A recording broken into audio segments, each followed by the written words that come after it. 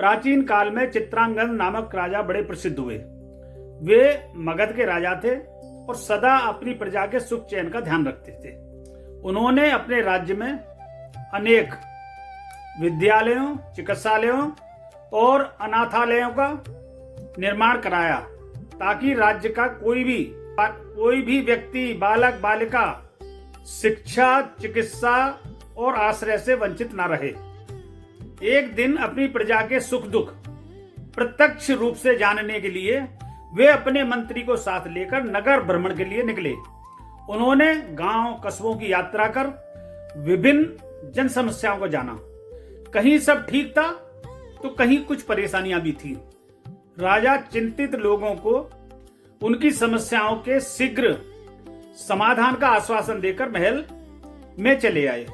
कुछ दिन में उनकी समस्याओं का समाधान हो भी गया।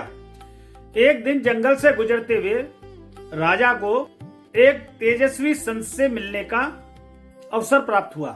संत एक छोटी सी कुटिया में रहकर छात्राओं को पढ़ाते और सादगी भरा जीवन व्यतीत करते।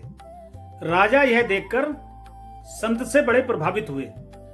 कुटिया से विदा होते वक्त राजा ने संत को स्वर्ण मुद्राएं, सोने की मोहरें देना चाहा, यानी उन्हें भेंट करनी चाहिए।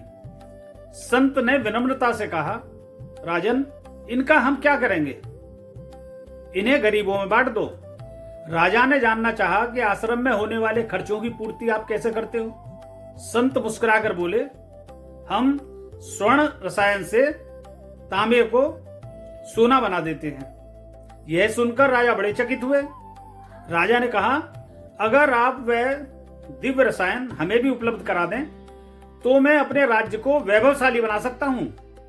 संत ने कहा, इसके लिए आपको हमारे आश्रम में 1 माह तक रहकर सत्संग करना होगा, तभी स्वर्ण रसायन बनाने का तरीका आपको बताया जाएगा। राजा चित्रांगद संत की बात मानकर 1 माह तक लगातार आश्रम में आए और लोगों के साथ बैठकर सत्संग में भाग लिया। एक दिन संत ने कहा कि राजन, आप अब स्वर्ण रसायन का तरीका जान लीजिए। इस पर राजन बोले, गुरुवर, अब मुझे स्वर्ण रसायन की जरूरत नहीं है। आपने मेरे हृदय को स्वर्ण रसायन बना डाला। राजा के मानस पटल में यह बात बैठ गई कि सत्संग से व्यक्ति लोभ, मोह, वासना आदि विकारों से सहज ही मुक्त हो सकता है और उसकी आत्मा सात्विक प्रकार से आलोकित हो जाती है। अब राजा सब छोड़कर संतों की सेवा करने लगे।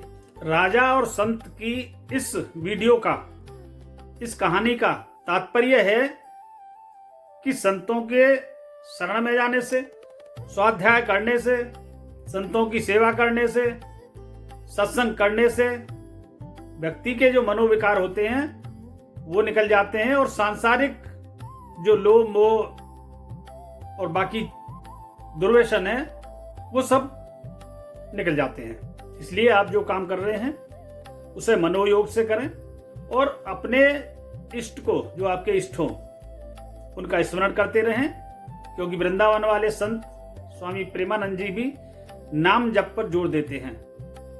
तो नाम का स्मरण करते रहिए।